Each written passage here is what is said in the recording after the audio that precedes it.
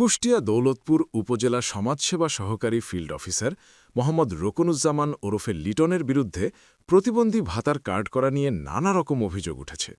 কুষ্টিয়া প্রতিনিধি মোহাম্মদ আমিরুল ইসলাম জানা যায় রোকনুজ্জামান লিটন দীর্ঘদিন ধরে দৌলতপুর উপজেলা সমাজসেবা অফিসে চাকুরি করে আসছে এবং এই অফিসের বেশিরভাগ কর্মচারী দৌলতপুর উপজেলার আওতাধীন।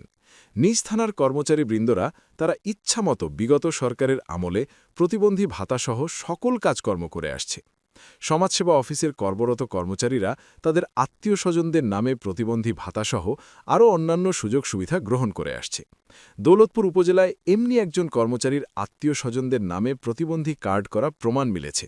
তারা দীর্ঘদিন ধরে শ্বশুর, শাশুড়ি, শালা, শালার বউ, আপন শালিসহ আরও অনেক নিকটতম আত্মীয়দের নামে কার্ড করে দেয়। গণমাধ্যম কর্মীরা তাদের সাথে যোগাযোগ করার চেষ্টা করলে তাদের ফোন বন্ধ করে রাখে। গোপন সংবাদের ভিত্তিতে প্রমাণ মেলে তারা কেউ প্রতিবন্ধী কার্ড পাওয়ার উপযুক্ত না, কিন্তু তাদের নামে কার্ড আছে, তারা নিয়ম অনুযায়ী টাকা গ্রহণ করে থাকে। ভুক্তভোগী দৌলতপুর সমাজসেবা অফিসের ফিল্ড অফিসারের শ্বশুর শফিকুল ইসলাম জানান, আমরা সমাজসেবা অফিস থেকে ঋণ নিয়েছি। দৌলতপুর সমাজসেবা অফিসের ফিল্ড অফিসার রোকনুজ্জামানের সাথে যোগাযোগ করলে তিনি বিষয়টি এড়িয়ে যায়। এ বিষয়ে সাধারণ মানুষের সাথে কথা বললে তারা ক্ষোভ প্রকাশ করে, এত বড় অনিয়ম মেনে নিতে নারাজ। দৌলতপুর উপজেলার সমাজসেবা অফিসার মোহাম্মদ জহিরুল ইসলামের কাছে জানতে চাইলে তিনি পুরো বিষয়টি অস্বীকার করে এড়িয়ে যান।